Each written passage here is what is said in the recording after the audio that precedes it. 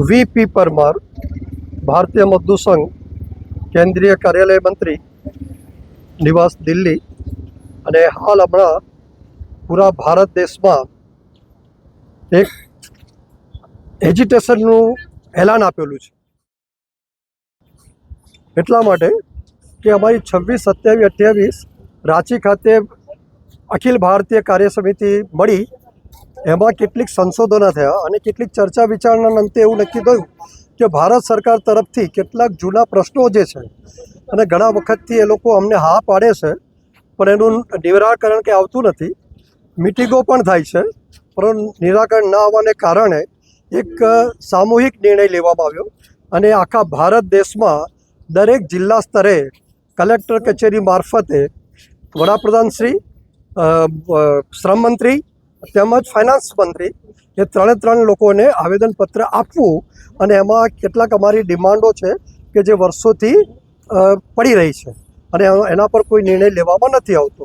જેમ કે EPS 90 જે આપેલું છે આપણું પ્રોવિડન્ટ ફંડ, એમાં પણ વધારો કરવાની, લિમિટ વધારવાની, OPS સિસ્ટમ લાગુ કરી.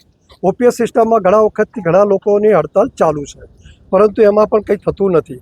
ગ્રેજ્યુટીની જે લિમિટ છે એ લિમિટને પણ ડબલ કરવી, કારણ કે હાલ પૂરતું ઘણા લોકો નવા પે ફિક્સરના આધારે પગારમાં નીકળી જાય છે, તો એમાં પણ આગળ લેવા જોઈએ.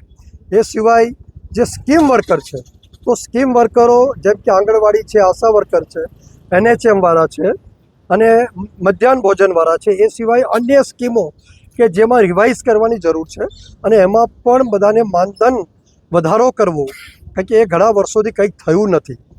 અને સ્ટેટ લેવલે પણ આ જ વસ્તુ છે. હાલમાં જ કંઈક આંગણવાડીમાં નોમિનલ કંઈક મસાલામાં અને એમાં જે ગરમ નાસ્તો આપે છે એમાં કંઈ ભાવ વધારો કર્યો છે, પરંતુ એ સ્ટેટ લેવલે નાનું મોટું થાય છે.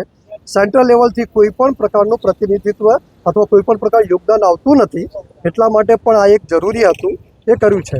બેન્કિંગ ક્ષેત્રમાં પણ જે 5 ડે વીક તરીકે ઘણા વર્ષોથી ચાલે છે કે એ લોકોને પણ 5 ડે વીક મળે, એના માટે પણ એક યોજના બનાવેલી છે અને એને બધાને આપવું.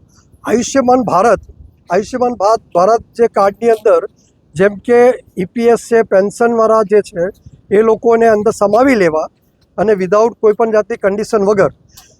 એ સિવાય પેન્શન 1000 રૂપિયાની જગ્યાએ 7500 રૂપિયા કરી નાખવા અને એમાં પણ VDA પ્લસ DA જે જગ્યાએ જે એડ થતું હોય એ ઉમેરો કરીને આપવું, એવી અમારી બધાની માગણી છે.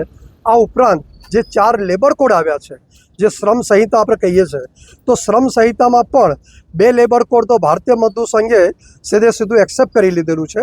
બાકીના જે 2 લેબર કોડ છે, જેમ કે IR કોડ અને OSH code, social security occupational safety અને હેલ્થ માટેનું, એ બંને કોડમાં સુધારો કીધેલો છે. અમે એને સ્વીકાર્યું તો છે જ, પરંતુ એમાં જે કન્ડિશનો એવી છે કે જે કામદારોને અહિત કરતી છે એને રિમૂવ કરીને એની જગ્યાએ કામદારોને લાભ થાય એ પ્રમાણે એમાં કરવાનું કહ્યું છે.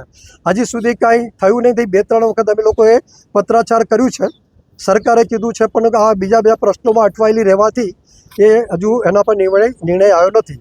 તો આના માધ્યમથી અમે કેન્દ્ર સરકારને એક એલાન આપવા માગીએ છીએ કે આ તો ફક્ત હજુ એક ટ્રેલર છે અને દરેક જિલ્લા સ્તરે આ કાર્યક્રમ થશે. ત્યારબાદ અગર સરકારશ્રી તરફથી કોઈ પણ પ્રતિભાવ નહીં મળે તો કેન્દ્ર સ્તરથી જ આગામી બીજા કાર્યક્રમો આપવામાં આવશે. જી, મારું નામ લોમેશ બારોટ છે. ભારતીય મજદૂર સંઘ ખેડા જિલ્લામાં જિલ્લા મંત્રીની ફરજ બજાવું છું અને અત્યારે ભેગા થવાનું કારણ એ છે કે અત્યારે અમારા ભારતીય મજદૂર સંઘના તમામ આયામો, જેવા કે આંગણવાડી, આશા વર્કર, મધ્યાહન ભોજન, પરિવહન અને હાલમાં જ અમારી સાથે જોડાયા Nadiad municipal corporation, Lakshmi snacks, જે આપણે રિયલ ફૂડ એના કામદારો છે, એ સિવાય બી તમામ જેટલા બી આયામો છે, બધા અમે સંયુક્ત રીતે આ આવેદનપત્ર આપવા માટે જઈ રહ્યા છે. કયા મુદ્દાઓ જેમ સાહેબે જણાવ્યું ઘણા બધા દરેક ક્ષેત્રના મુદ્દાઓ આવરી લેવામાં આવે છે, પરંતુ અત્યારે લોકલ લેવલે વાત કરું તો મ્યુનિસિપલ કોર્પોરેશન જેમાં કરાર આધારિત કર્મચારીઓ છે, એ લોકોનો 9 માસનો પગાર બાકી છે 2024 એપ્રિલ 2024 થી ડિસેમ્બર 2024 સુધીનો, જે હજુ સુધી મળેલ નથી. એમના 2025 જે માણસો નિવૃત્ત થયા છે એમને પેન્શનનો લાભ પણ નથી મળ્યો. ખાલી 2 કે 3 જણને મળે છે, બીજાને મળ્યો નથી. એટલે ઘણા બધા મુદ્દાઓ છે જે બધામાં આવરી લીધેલા છે અને હજુ ઘણા બધા કાર્યક્રમમાં આગળ આપવાના બાકી છે.